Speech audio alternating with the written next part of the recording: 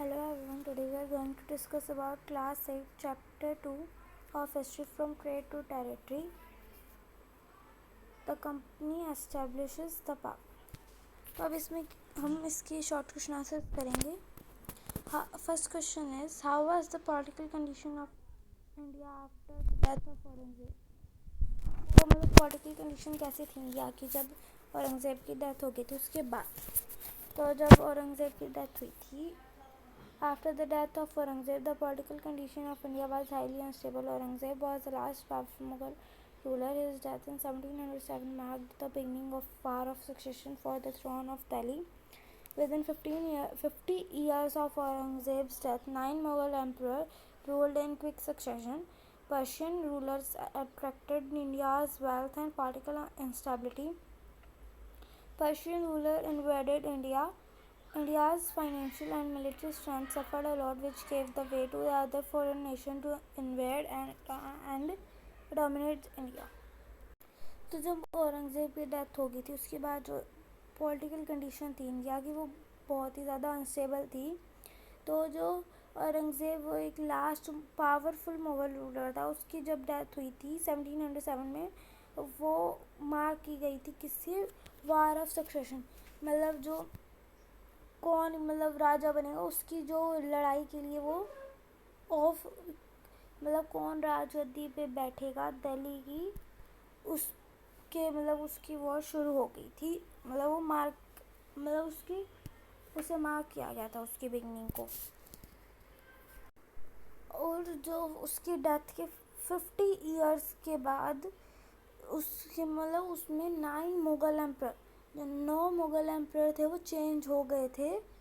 और जो Persian ruler थे वो मतलब इंडिया की वेल्थ और पॉलिटिकल इंस्टेबिलिटी से मतलब वो अट्रैक्ट हो रहे थे इंडिया की वेल्थ. और जो अब उन्हें पता चल गया थी कि भाई इंडिया की जो पॉलिटिकल कंडीशन है वो मतलब स्टेबल नहीं है, तो फिर पर्शियन रूलर इंडिया में आने लगे. और फिर इंडिया की फाइनेंशियल और मिलिट्री स्ट्रेंथ ने बहुत ही ज़्यादा सफ़र करा. और उसने फिर जो उन्होंने सफ़र करा उस दौरान उनको मतलब फॉरेन कंट्रीज जो है उनको मतलब एक वे मिल गया कि वो इंडिया पे आए और अपना कब्ज़ा बना ले. ठीक है. फिर नेक्स्ट क्वेश्चन आता है, how did the battle of Plassey establish a British strong hold in India.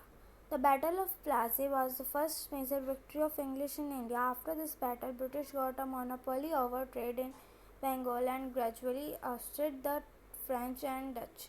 Mir Zafar was a puppet in the hands of English, so British gradually extended their political control over the province. The rich resources of Bengal made them financially stable to further their political design in India. अब ये क्या कह रहे हैं कि जो battle of Plassey थी वो उसमें ब्रिटिश ने एक अपना स्ट्रॉन्ग होल्ड कैसे बनाया. तो जो बैटल ऑफ प्लासी जो फर्स्ट एक मेजर विक्ट्री हुई थी इंग्लिश की मीन्स की ब्रिटिश की इंडिया पे. और इस बैटल के बाद ब्रिटिश ने अपना एक मोनोपोली मीन्स होता है एकाधिकार. तो ब्रिटिश ने एकाधिकार अपना ट्रेड पे ले लिया था बंगाल में. और फिर उधर से साथ साथ मतलब फ्रेंच और डच भी आने लगे थे वहाँ पे साथ में. और जो मीर ज़फ़र थे वो एक पपट कठपुतली बन के रह गए किसके हाथ में, इंग्लिश की. मतलब जो वो कहेंगे वही मीर ज़फ़र करेंगे. तो फिर ब्रिटिश ने अपना जो कंट्रोल था पॉलिटिकल पे उसको थोड़ा एक्सटेंड करने लगे. वो एक जैसे उन्होंने बंगाल पे सबसे पहले करा था तो उस पर अपना मतलब वो पॉलिटिकल कंट्रोल उन्होंने अपना उसको बढ़ाया उसको. और जो जैसे रिच रिसोर्स था बंगाल का उन्होंने उसने मतलब उनको फाइनेंशियली मतलब उनको साथ दिया कि वो मतलब अपने पॉलिटिकल डिज़ाइंस को इंडिया में और भी मतलब ला सकें. ठीक है. फिर इसके बाद हमारे पास थर्ड क्वेश्चन आता है, mention the merits and demerits of the subsidiary alliance system. अब ये क्या कह रहे हैं कि हमें मेरिट और डीमेरिट बताना है, मतलब कि एडवांटेज और डिसएडवांटेज. तो किसके सब्सिडायरी अलायंस सिस्टम के. तो जो सब्सिडायरी अलायंस सिस्टम है उसके मतलब मेरिट्स और जैसे हम एडवांटेज भी कह सकते हैं ब्रिटिश के लिए थे वो, और डीमेरिट्स किसके लिए थे, इंडियन रूलर्स के लिए. तो मेरिट्स कैसे थे ब्रिटिश के लिए, first State under this system had to surrender its external relation to care of the company. अब ये क्या कह रहे हैं कि जो स्टेट होती थी जिस पे उन्होंने कब्जा करा हुआ होता था अपना, उसको मतलब सरेंडर करना होता था अपने सारे एक्सटर्नल रिलेशन किसके ऊपर, कंपनी के ऊपर, ईस्ट इंडिया कंपनी के ऊपर. फिर सेकंड आता है any form of negotiation with other state to be made through the company. जो भी कोई संधि होएगी किसी और स्टेट के साथ वो कंपनी ही बना सकती है, या फिर अगर कोई उसका रूलर बनाना चाहता है प्रोविंस का या फिर स्टेट का, तो वो कंपनी से पूछ के ही होगा. वो अगर बिना पूछे बनाएगा तो वो मतलब जो स्टेट है वो कंपनी के अंडर में आ जाएगी जितना मतलब उस रूलर के पास है. State had to accept a British resident at its headquarter. जो स्टेट है उसको ब्रिटिश को अपना एक मतलब हेडक्वार्टर मतलब उसको थोड़ा बहुत उसका देना ही होगा. ये होता है इसमें. फिर नेक्स्ट पॉइंट आता है Indian princes were deprived of any opportunity to join hand against the company. Indian princes मतलब उनको बहुत ही ज़्यादा मना थी कि मतलब किसी और कंपनी से मतलब हैंड्स ना ज्वाइन करे, उस मतलब ईस्ट इंडिया कंपनी के अलावा किसी और के साथ मतलब अपने हाथ ना मिलाएं, मतलब ऐसे उनके ऊपर रेस्ट्रिक्टेड किया जाता था उन पर. फिर आता है they had maintained a large army. उन्हें मतलब लार्ज आर्मी को मेंटेन करना होता था. उसके बाद आता है the merits for Indian ruler were as follows. तो अब जो डी मेरिट डिसएडवांटेज थे वो इंडियन रूलर के लिए वो क्या थे, company maintained large army at expense of Indian princes. मतलब कि कंपनी लार्ज आर्मी को तो मेंटेन करती थी लेकिन वो इंडियन प्रिंसेस के पैसों से, खुद के पैसों से नहीं, इंडियन प्रिंसेस के पैसों से. ठीक है. उसके बाद आता है next point Indian ruler had to face interference of British resident in their day to day affairs. अब जो इंडियन रूलर थे उनको मतलब क्या फेस करना पड़ता था, इंटरफेयरनेस. मतलब कि जो कुछ कोई भी छोटी बहुत बात होगी उसमें मतलब दखल अंदाजी करते थे ब्रिटिश. उनकी डे टू डे जो भी उनकी बातें होती थी या फिर उनका कोई भी वो कुछ करते थे काम उसके अंदर वो अपना इंटरफेरेंस रखते थे British. Indian ruler lost their administrative as well as financial independence and became puppet in the hand of British. जो इंडियन रूलर थे वो मतलब अपना एडमिनिस्ट्रेटिव जो था और फाइनेंशियल इंडिपेंडेंस थी वो अपना सब कुछ खो देते थे और ब्रिटिश के हाथों में एक पपेट मतलब कठपुतली बन के रह जाते थे. फिर नेक्स्ट क्वेश्चन आता है the doctrine of lapse help the British in the annexation of Indian state, explain how. तो हमें ये एक्सप्लेन करना है कि डॉक्ट्रिन ऑफ लैप्स कैसे ब्रिटिश को हेल्प करा, उसमें ब्रिटिश को हेल्प करा एनेक्सेशन ऑफ इंडियन स्टेट्स में. ठीक है. तो doctrine of lapse was coined by Lord Dalhousie who was governor general of India.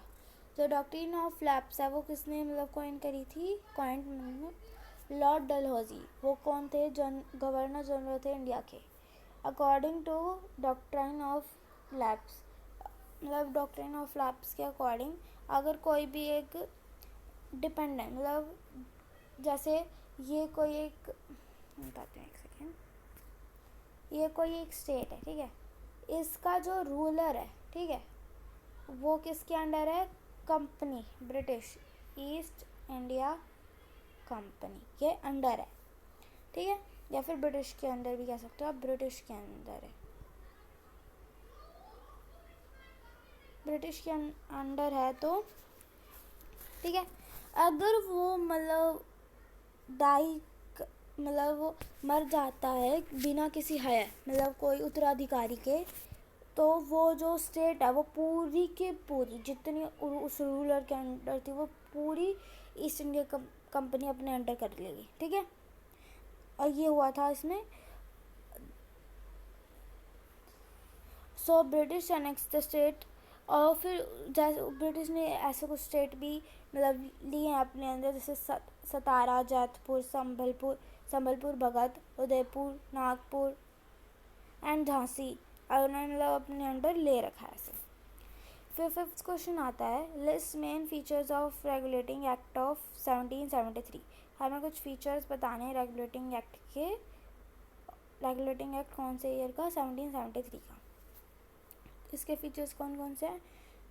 तो फिर ये था governor general of Bengal become governor general of India. तो जो गवर्नर जनरल बंगाल का जो गवर्नर मान लो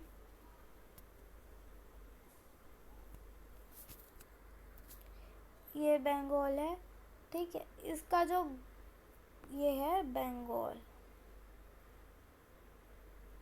इसका जो गवर्नर जनरल होएगा वो क्या बन गया, जो था वो क्या बन गया? गवर्नर जनरल बन गया पूरे इंडिया का, ठीक है,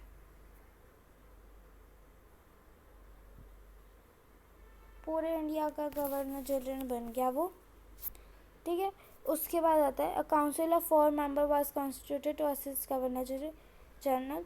तो काउंसिल बनी गई एक 4 मेंबर की, किसको असिस्ट करने के लिए? गवर्नर जनरल को करने के लिए। All decision were to be taken on the basis of majority of votes. जो भी सारे डिसीजन होंगे वो किसके बेस पे लिए जाएंगे? मेजोरिटी, मतलब कि कितने, मतलब वोट्स के हिसाब से ले जाएंगे कि इसके सबसे ज़्यादा वोट्स आएंगे वही। मान लो कोई हमने 2 डिसीजन बनाए, ठीक है, 2 अलग अलग पार्टीज ने बनाए, अलग अलग टाइप के, फिर उस पर वोट होएगा कि मतलब किसको, अगर मान लो इस डिसीजन को वोट मिल गया सबसे ज़्यादा, ठीक है, तो ये डिसीजन लागू होएगा, ये नहीं होएगा क्योंकि इसे वोट नहीं मिला। मेजोरिटी के हिसाब से ये होता था। A supreme court was establish at Calcutta. It comprise chief justice and 3 other जजेस। तो इस सुप्रीम कोर्ट कहाँ पे एस्टेब्लिश हुआ था? सबसे पहले कलकत्ता में हुआ था। आज वो कोलकाता कहा जाता है लेकिन पहले वो कलकत्ता था। उसके बाद आता है और उसने मतलब क्या कंप्राइज किया? चीफ जस्टिस कंप्राइज करे और 3 और भी जज मतलब कंप्राइज करे। It was strictly laid down that no officer of the company would accept any form of bribe or gifts. और ये सब स्ट्रिक्टली मतलब मना किया गया था कि कोई भी जो ब्रिटिश कंपनी के अंदर जो भी अधिकारी काम करते हैं वो मतलब कोई भी मतलब किसी भी फॉर्म में ब्राइब और गिफ्ट नहीं लेंगे। ब्राइब मीन्स रिश्वत, ठीक है, रिश्वत नहीं लेंगे। डायरेक्टली और इनडायरेक्टली, मतलब कि डायरेक्टली सीधा से कोई होता है सीधा ही दे देता है और कोई होता है इनडायरेक्टली वे में देता है, तो वो मना किया इनको, मतलब स्ट्रिक्टली मतलब इनको मना किया हुआ था। जो भी ऐसा करेगा उन्हें वापस भेज दिया जाएगा, मतलब जहाँ से वो आए थे ब्रिटिश, ठीक है, ईस्ट इंडिया कंपनी। फिर हमारे पास लॉन्ग क्वेश्चन आंसर आते हैं। Give a brief account of Carnatic war. हमें कार्नेटिक वॉर के ऊपर एक ब्रीफ अकाउंट देना है। Carnatic war shard Anglo French war rivalry. British wanted the monopoly over trade in India and the eastern Iceland, for which they had to eliminate their French rivals. They were traditionally rivals in the most of 18th century European war. The conflict of trade interests between them was ended with 3 Carnatic wars or Anglo-French War from 1746 to 1763. Most of these were fought in Carnatic region and other parts of Tamil Nadu. So these were called as Carnatic War. These were finally established British power in India. अब ये क्या कहता है कि जो Carnatic war है किस नाम से भी जानी गई है? Anglo French war rivalry. जो ब्रिटिश थे वो मतलब मैंने आपको बताया था कि जो ब्रिटिश थे वो मोनोपोली मतलब करना चाहते थे। उन्होंने पहले तो बंगाल पे करा, ठीक है, उन्होंने पहले बंगाल पे करा मोनोपोली, एक अधिकार ट्रेड में। उसके बाद वो करना क्या चाहते थे? पूरे इंडिया पे अपना मोनोपोली करना चाहते थे। और फिर कहाँ पे? और ईस्टर्न आइसलैंड पे भी करना चाहते थे ताकि वो मतलब एलिमिनेट कर सके फ्रेंच राइवल जो उनके अपोजिट में थे, उनको फ्रेंच के उनको एलिमिनेट कर सके। और दे वर ट्रेडिशनली राइवल, जो ट्रेडिशनली राइवल्स थे in the most 18th century में वो यूरोपियन वॉर्स में थे। द कॉन्फ्लिक्ट ऑफ ट्रेड, जो कॉन्फ्लिक्ट हुआ ट्रेड में, किसके बीच में हुआ? ट्रेड इंटरेस्ट बिटवीन दैम, इन सब के बीच में मतलब वो ट्रेड इंटरेस्ट चलता रहा। और कब एंडेड हुआ, कैसे एंडेड हुआ, मतलब 3 कार्नेटिक वॉर हुई थी, उसके बाद जाके वो एंड हुआ, या फिर हम कार्नेटिक वॉर को एंग्लो फ्रेंच वॉर भी कह सकते हैं, ठीक है। फ्रॉम 1746 से लेके वो 1763 तक चली थी ये सारी वॉर्स, मतलब फोर्ट की गई, कहाँ पे कई मतलब लड़ी गई थी कार्नेटिक रीजन में, और कहाँ पे हुई थी, तमिलनाडु के कुछ और पार्ट्स में, तो तभी इसे हम कार्नेटिक वॉर्स कहते हैं। और इस वॉर के बाद ब्रिटिश ने अपनी मतलब पावर इंडिया पे बना ही ली थी, इस वॉर कार्नेटिक वॉर के बाद। फिर नेक्स्ट क्वेश्चन आता है, analyse police reforms that were introduced by Lord Cornwallis. तो अब इसमें हमें बताना है कि जो पुलिस रिफॉर्म्स थे, जो किसने इंट्रोड्यूस करे थे, लॉर्ड कॉर्नवालिस ने, उसको हमें एक्सप्लेन करना है। तो Lord Cornwallis had established regular police force in India. From 1792, every district was divided into a number of thanas. A dargah was the head of thana. He was assisted by policemen in the maintenance of law and order. Zamindar were deprived of their task of maintaining peace in the district. Dargah was usually an Indian. Dargahs of various police stations were under the district superintendent, who was generally British. The police were mainly responsible for following maintenance of internal law and order, protection from thieves, dacoits and thugs, ensuring safety of highways. अब इसमें क्या क्या गया है कि जो Lord Cornwallis थे, उन्होंने क्या इस्टेब्लिश करा, एक रेगुलर पुलिस फोर्स एस्टेब्लिश करी। जैसे मतलब पहले के टाइम में जो ज़मींदार हुआ करते थे, वही मतलब जो भी होते थे प्रॉब्लम्स होते थे गाँव में, उन्हें सॉल्व करते थे। लेकिन अब उन्होंने मतलब पुलिस फोर्स को इंडिया में इंट्रोड्यूस करा, कब?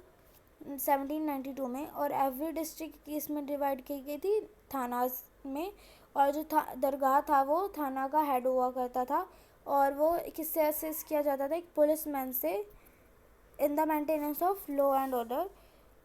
और ज़मींदार कुछ टाइम मतलब ये हुआ करते थे, ये ज़मींदार व डिप्राइव, ज़मींदार मतलब इनको पूरा करते थे, इन टास्क को मेंटेनिंग, किसको पूरा करते थे, पीस को मेंटेन करने में डिस्ट्रिक्ट में।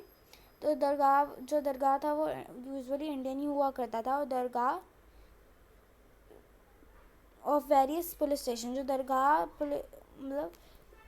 दरगाह हुआ करते थे अलग अलग पुलिस स्टेशन के, वो किसके अंडर होते थे, डिस्ट्रिक्ट सुपरिटेंडेंट मीन्स एसपी। वो कौन हुआ करता था, ब्रिटिश। और अब इसमें क्या है कि हमने एक चीज़ पढ़ी होगी, जो छोटे छोटे मतलब पोस्ट होती थी वहाँ पे तो इंडियंस हुआ करते थे, और जो हाइयर पोस्ट जैसे जब सुपरिटेंडेंट एसपी हो गया, तो वहाँ पे कौन होते थे, ब्रिटिशर होते थे। अब ये रूल था कि मतलब ब्रिटिशर ही बड़ी पोस्ट पे जाएंगे, और जो इंडियंस होंगे वो लोअर पोस्ट पे रहेंगे। और जो पुलिस है किसके लिए रिस्पॉन्सिबल होती थी, मेंटेनेंस इंटरनल लॉ और ऑर्डर के लिए मतलब ये होती थी। और protection from thieves, Duckett and thugs, मतलब प्रोटेक्शन करनी होती थी उन्हें थीव से, डकैट से और थग से। और किसकी सेफ्टी के लिए, हाईवे की सेफ्टी के लिए। फिर थर्ड क्वेश्चन आता है हमारे पास, write a note on judicially reforms of British. हमें एक छोटा नोट लिखना, जुडिशियल रिफॉर्म्स में किसका जुडिशियल रिफॉर्म है, ब्रिटिश के। In 1772 Warren Hasting introduce judicial reform in India. Each district was to have a diwani adalat and फौजदारी अदालत। अब 1772 में वेरेन हेस्टिंग ने किसको इंट्रोड्यूस किया, जुडिशियल रिफॉर्म ऑफ इंडिया। उसमें क्या होता था, हर एक डिस्ट्रिक्ट किस में डिवाइड होती थी, दीवानी अदालत और फौजदारी अदालत। दीवानी अदालत मीन्स सिविल, मीन्स कि कोई भी डिवोर्स केस हो गया और प्रॉपर्टी केस हो गया, उस पर मतलब होती थी। और फौजदारी अदालत में क्या होते थे, क्रिमिनल कोई भी क्राइम हो गया, जैसे चोरी हो गई, उस सब पे फौजदारी अदालत होती थी। उसके बाद सेकंड पॉइंट आता है दीवानी अदालत was presided over by collector Hindu and Muslim laws were to be applied for Hindus and Muslim respectively. और इस दीवानी अदालत किससे प्रेसिडेंट की जाती थी, मतलब कौन इसको मतलब कंडक्ट करता था, कलेक्टर। और हिंदू मुस्लिम के लॉ इस पे अप्लाई किए जाते थे, किस पे, हिंदू मुस्लिम पे, ठीक है। और फौजदारी अदालत मैंने बता दिया वो क्रिमिनल कोर्ट के लिए होता था, और किससे प्रेसिडेंट की जाती थी, Indian officers of the company, ठीक है। जो ऑफिसर इंडियन थे लेकिन कंपनी की तरफ से काम करते थे, ठीक है वो। Bye regulating act of 1773 a new supreme court and a court of appeal were set up at Kolkata. और फिर जो रेगुलेटिंग एक्ट था 1773 का, उसमें एक नया सुप्रीम कोर्ट बना और कोर्ट ऑफ अपील उसे क्या कहा जाता है, सदा निजामत अदालत उसे ये कहा जाता है। कहाँ पे सेटअप हुआ, कलकत्ता में। In 1775, 11 Hindu Pandit compiled a digest of Hindu laws based on Dharma Shastra. Code of Muslim laws were also compiled by 1778. अब इसमें क्या कह रहा है, इंडिया में 1775 में 11 हिंदू पंडित थे, वो मतलब किस में कंपाइल्ड किए गए, compiled digest of Hindu laws, किस पे बेस किए थे वो, धर्मशास्त्र पे। और जो कोड था मुस्लिम लॉज का, उसे किस पे कब कंपाइल्ड हुआ, वो 1778 में। फिर आता है next point, in 1833 a law commission was appointed, consequently the Indian penal code was compiled। और जो 1833 में एक लॉ कमीशन अपॉइंट किया गया, उससे हम क्या कहते हैं, द इंडियन पेनल कोड, उसे हमने कंपाइल किया, ठीक है। उसके बाद आता है हमारे पास next question, fourth question, give an account of army under the British. हमें अकाउंट देना है आर्मी का ब्रिटिश के अंडर में। तो ब्रिटिश, फिर इसका आंसर है the British organise efficient army in order to have a sound system of administration following were the main feature of the army under the British. मतलब ब्रिटिश ने efficient army organise करी किसके order में, in order of sound system of administration. और ये कुछ main features given है army के ब्रिटिश के अंडर में।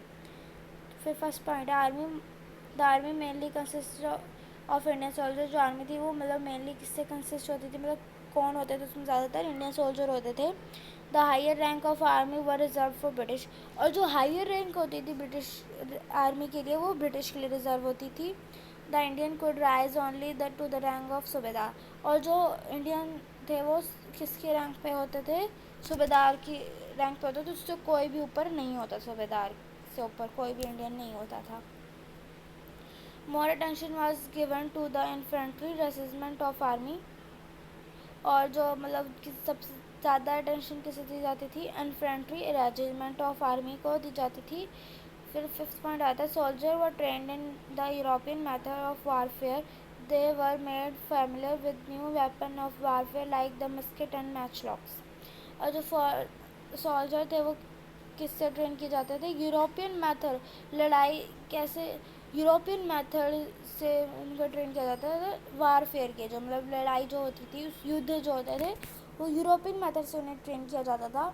और फिर उन्हें एक फैमिलियर बनाया जाता था नए वेपन से वारफेयर के लिए, जैसे है वो मस्केट और मैचलॉक्स। उनसे मतलब उन्हें नए नए मेथड मतलब उनको सिखाए जाते थे कि उनसे कैसे, उन्हें कैसे यूज़ करते हैं, उन्हें कैसे, और उनको मतलब कैसे चलाते हैं, और उनके सारे यूजेस बताए जाते थे बस, ठीक है। उन्हें चलाना सिखाते थे, ठीक है, यही होता था। और ये हमारा चैप्टर ख़त्म हो गया है। तो thank you, have a nice day.